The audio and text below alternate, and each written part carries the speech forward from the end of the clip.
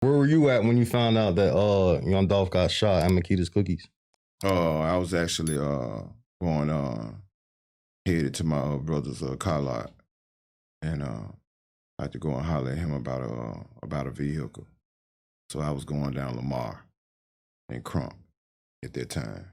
And how did you hear it? Was it on the news or like tweets or social media? My phone started buzzing. I started getting a couple calls or whatever, and so yeah, that's how I found out. And then instantly, you probably seen the viral pictures because I seen you say on Vlad, because initially, straight dropping them didn't get charged with it at first, but you said the streets were already trying to charge them or not charge them, but saying that Cornelius and straight drop had something to do with it. And you were seeing that on the internet, like seeing the pictures outside of the house and everybody trying to say straight drop had something to do with it because he shot the music video there.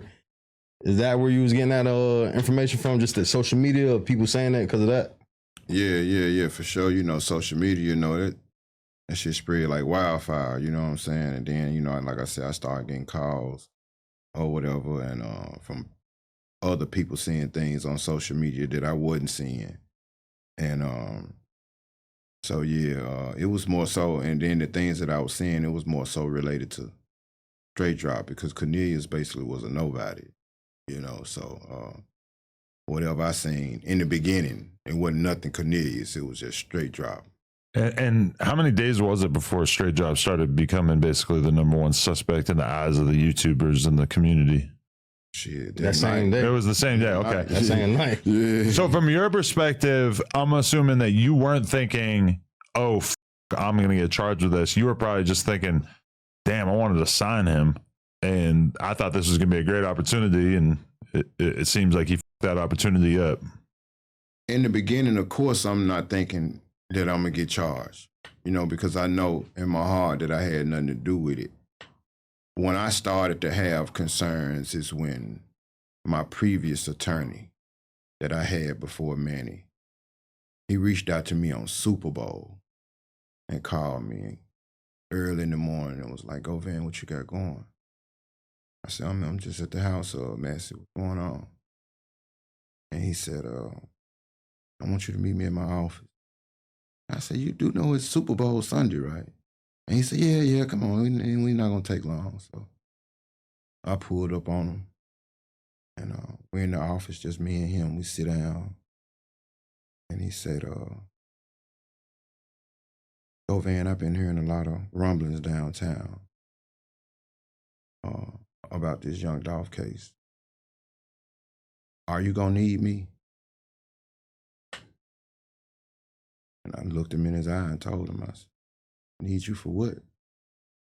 Like, I ain't had nothing to do with it. I told him the part I played as it relates to the music.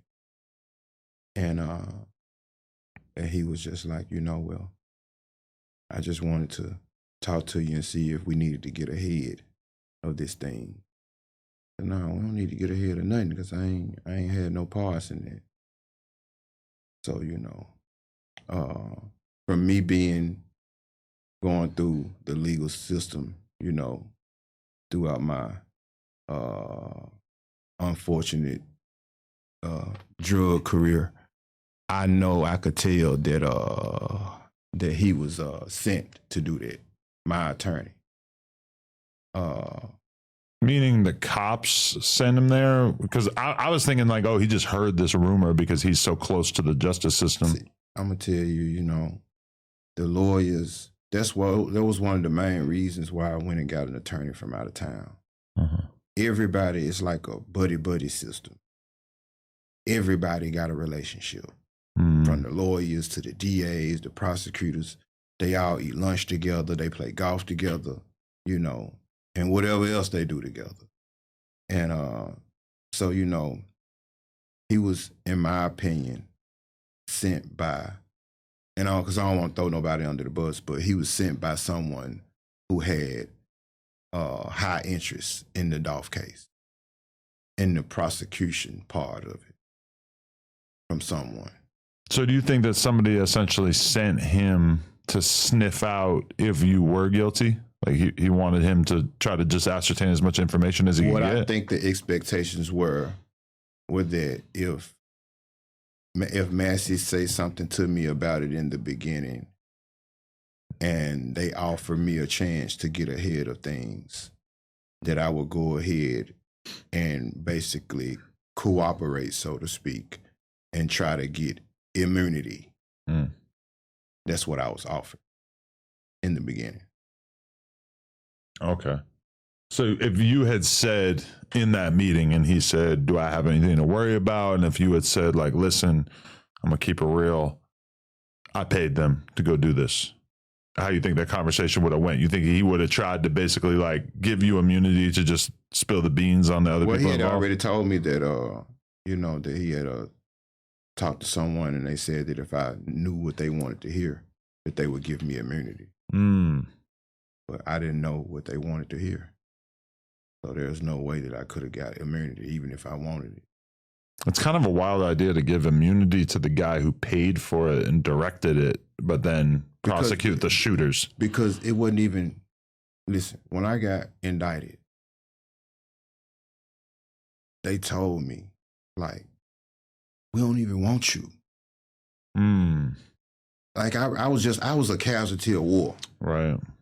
Like, it wasn't me that they was concerned with. You know, they know I had no, like, the people that was invested in that case know that I had no personal beef with Dolph. Right. They know that.